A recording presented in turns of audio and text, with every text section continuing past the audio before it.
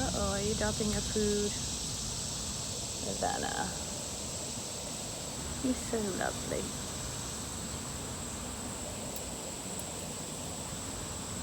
It's gonna get hot later. I put more water in the bird bath. Put some ice cubes in it for you too. It's supposed to be nasty today.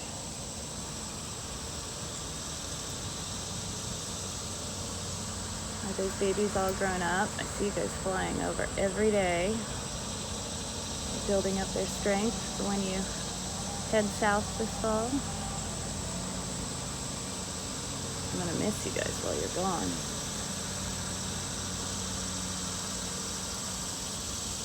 You should bring them by to visit. Ooh, my hands are shaking. That moment when you realize the tripod you have sitting still in the box in the house would be useful right about now.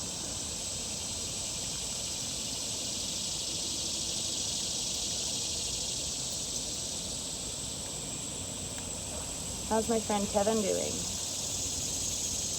Is he caught up with his siblings? But he's very big now. He's the cutest baby.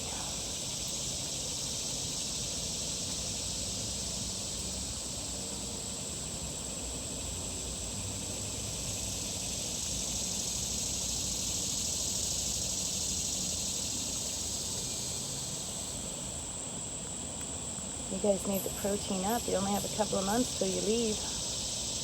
Wonder where you go when you head south. Where do you go? Maybe you have another family to feed you all winter.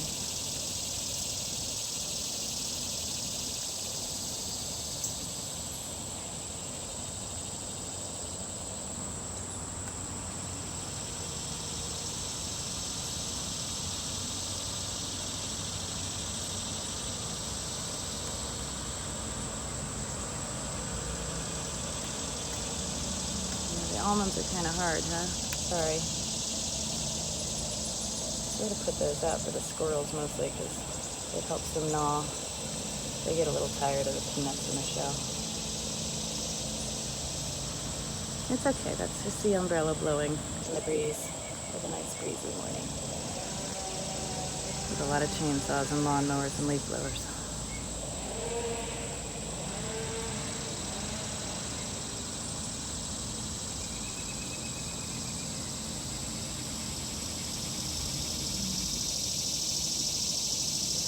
Cicadas. What do you see? What do you hear? Hi.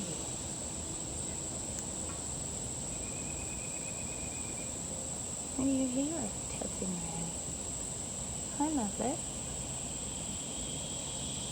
I know, you have ears underneath those feathers, don't you? People don't realize that.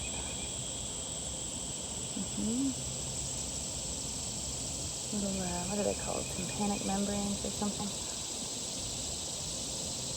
You're so lovely.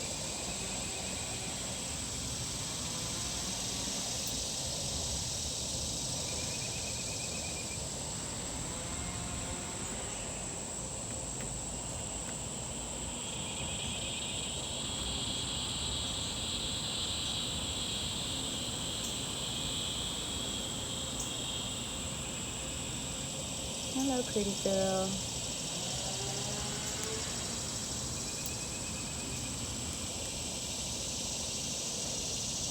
So these guys will most likely, sometime in October, head south for the winter.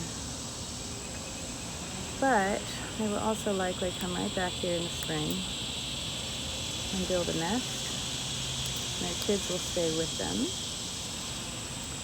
She probably won't have another bunch of babies next year. She might. But if she does, her offspring from this year will help sit on the eggs, help bring her food, help build the nest. And then when the babies are born, they'll help feed. They have an amazing family structure.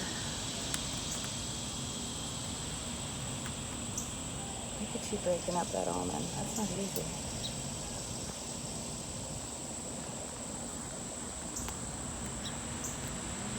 Hi, baby.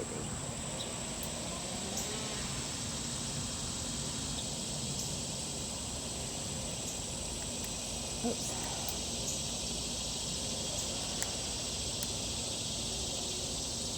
That's a good protein though. You ate up all the dried mealworms, I think.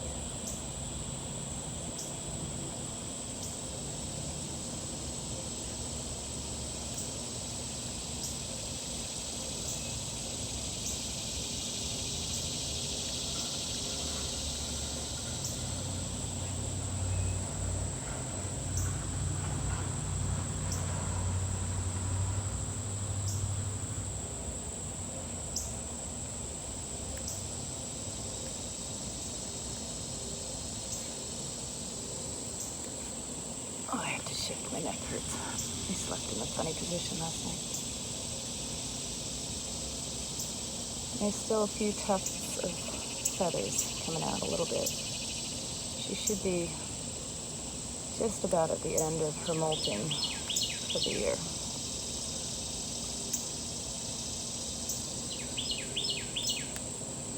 As we start to get near the end of August, how did that happen? Or as I like to call it, March 749th,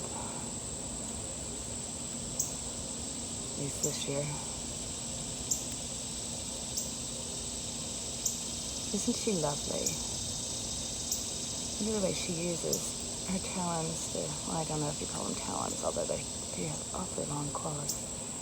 She holds the nut and uses her strong beak to break it into bits.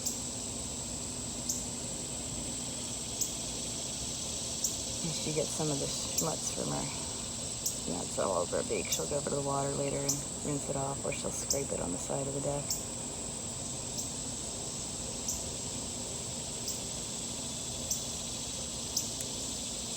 You're such a pretty girl. You're so lovely. It's tough to tell the difference between crows and ravens. We don't actually have very many ravens here, so that narrows it down a little bit. But one of the ways you can tell is that you'll see the feathers come out a little bit on the top of her beak. For the raven, that's much more pronounced.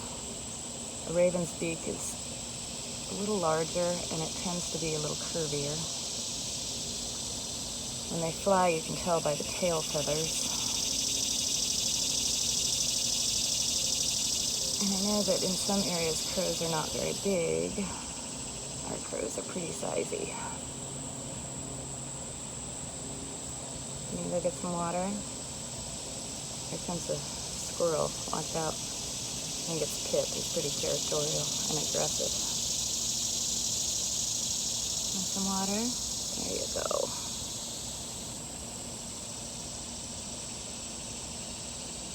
A little bird bath's just a handy little thing I got on Amazon. I can plug it in and heat it in the wintertime for the birds. It's got a little bit of a rise in the middle, so I don't fill it all the way up, so birds can sit in the middle if they want, if they're smaller. The raccoon likes to dip food in it every night, so I have to clean it every day, which is fine. It's easy. It just unscrews and drops. Ravena always likes it. When it's very hot, I'll put ice cubes in, and she'll come and just sort of sit in it for a little bit.